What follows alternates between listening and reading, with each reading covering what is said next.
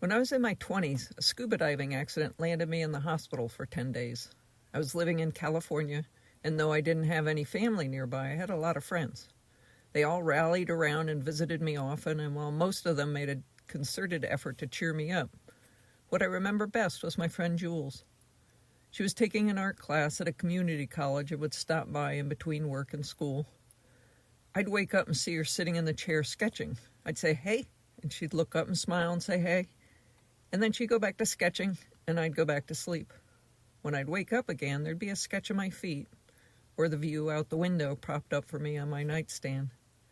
There was something extraordinarily comforting knowing that she was there, and then I didn't have to do anything. She wasn't trying to entertain or distract me. She was just quietly keeping me company on my journey. I like to think that's what I have to offer with my writing and with the photos that I take. I can't fix anything. I can't change the trajectory of the planet's health or that of my friends, but I can quietly keep them company on their journey and perhaps leave them something I've written or a photograph on their nightstand.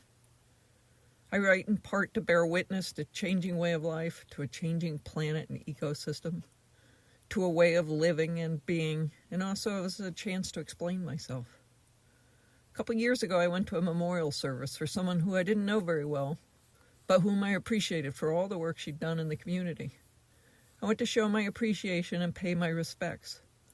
At the service, her husband was understandably inconsolable and unable to speak. The only other people who spoke were her boss and her hairdresser. Her boss shared with us that she was really good at filling out forms, and her hairdresser talked about what a friendly client she was. I thought, God help me, this is going to be me. I spend so much time alone and in my own head, I'm afraid all anyone will be able to say about me is that I was pleasant and really good at filling out forms. And in fact, that would be a stretch. I'm not good at filling out forms at all. Most forms don't leave enough space for the answers, so I often feel the need to write in the margins. And as far as being pleasant, it kind of depends on the day. Writing is the best way I have of expressing myself, so after that memorial service, I started writing and I haven't stopped.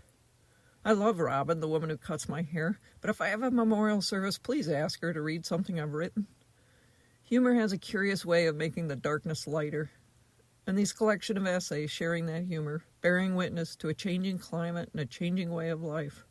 It's also a way of explaining myself so that at my memorial service no one else has to. I'm a writer, a thinker, and a farmer. It's who I am, what I do, and what I love.